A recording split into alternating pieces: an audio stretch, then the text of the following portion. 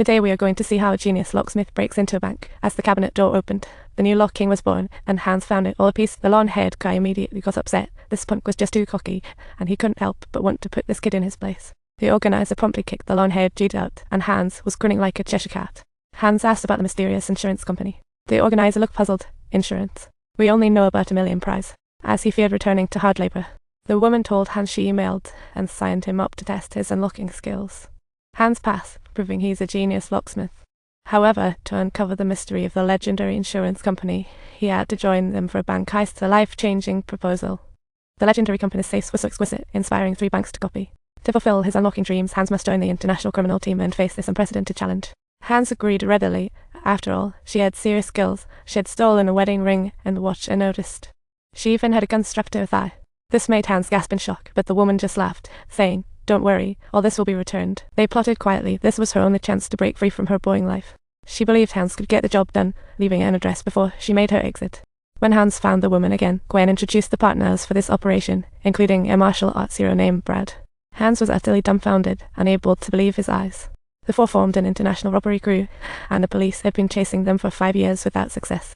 They conspiratorially started planning their heist. Their first target was a small bank in Paris, and that locked over 1,300 possible combinations. And it was the simplest, with negligible security. Before Hans could speak, they were en route to Paris. Soon, they reached the bank. Brad eagerly pulled out a gun, making Hans' heart race.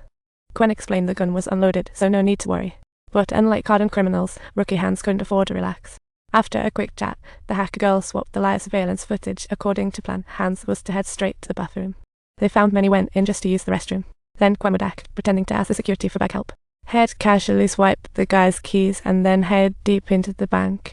Head unlock a orange safe, and just then, Klein would slip in, pretending to be an unsuspecting foreign guest. This ties up the only English-speaking officer, giving Gwen and Hans a chance to meet and cooperate. They'd head to the vault, Gwen unlocking the elevator easily. When the doors opened, the allure of gold was revealed. Hans couldn't contain his excitement, gently running his hands over the safe. He had always dreamed of it. Was hard to believe his eyes. After a lively warm-up, Hans unlocked the safe but first wanted to tell Gwen its story.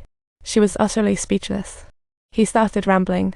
Legend has it 7 dwarfs stole gold from the depths of the Rhine and crafted a ring.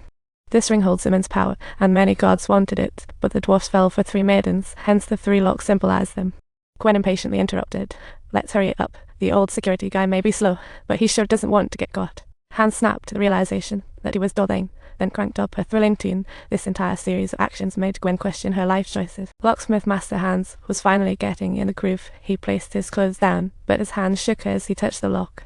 Hans worked to calm himself, slowly pressing his ear against the cabinet door, attuning himself to the step support. The safe structure began to clear in his mind, and Hans swiftly tested the mechanical combination lock. He deftly reset the mechanisms to the correct positions, using his keen hearing and brilliant mind to unlock the other 2 locks successfully. Carefully, he turned the outer dial, then forcefully opened the safe door. An exquisite crime was accomplished, and the amount inside was truly dizzying. Their adrenaline surged. They quickly grabbed bags to fill with cash, but they couldn't carry it all alone. But it seemed like how much they took was less important. The crucial bit was where to take it from. Climbing Mount Everest might be a decent analogy. They were becoming legends. Hans was excited. Just as luck struck, Brad stole the bank manager at the front. At the same time, Gwen sent Hans back to the restroom, and all Hans had to do was walk out coolly, while Gwen would casually exit from the original safe.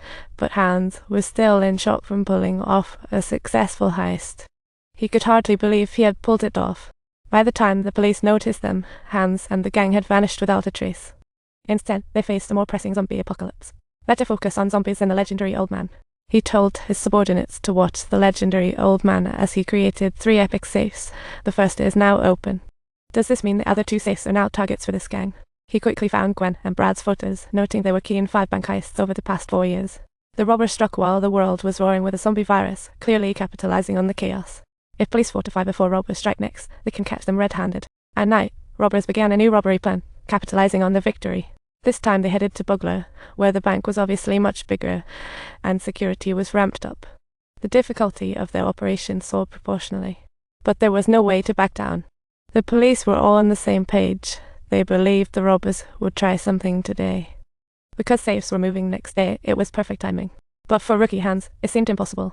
He felt their chances of success were almost 0 under strict security. Brad thought Hans had just a 5? Revival rate. With Gwen's encouragement, Hans could only brave it. He carried a safe into the bank and pulled out a fake ID for the security personnel to check.